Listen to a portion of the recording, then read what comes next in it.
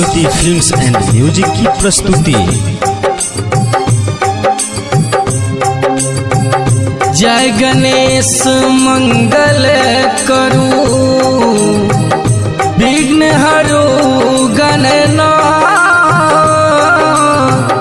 एक दंत करिवल बदना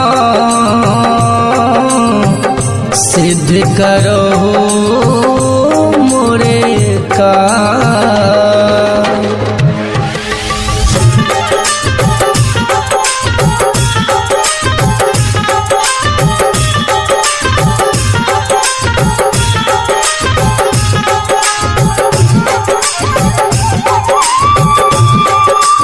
म्यूजिक डायरेक्टर बजरंगी जी।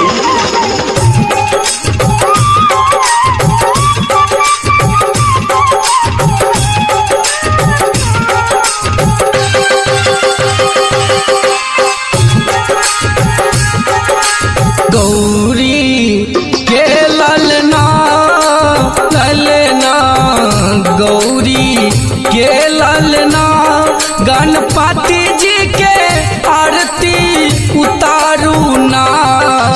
गौरी के ललना ललना गौरी के ललना।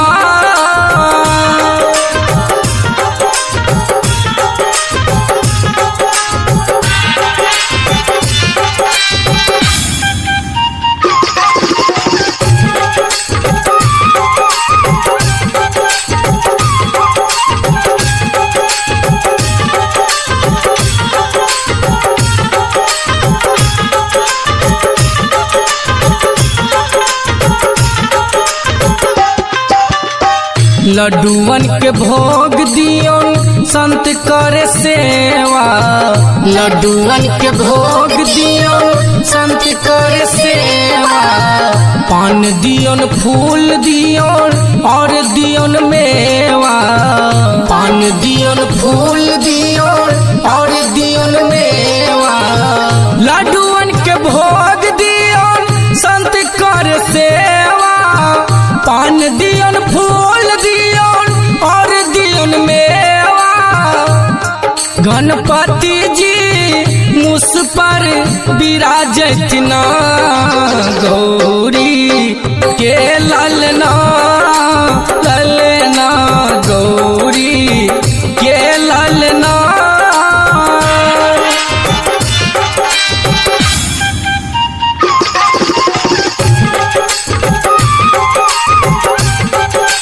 Shri Jyoti films and music की प्रस्तुति।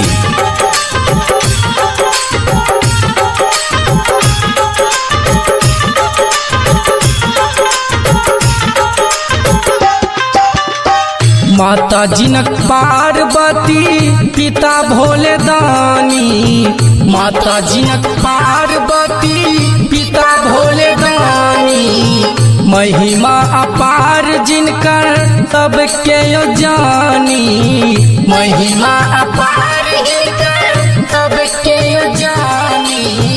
माता जिनक पार्वती पिता भोले दानी। महिमा अपार हिनकर सबके यो जानी। कार्तिक से हो चरण पखारनी ना। गौरी के ललना ललना गौरी के ललना।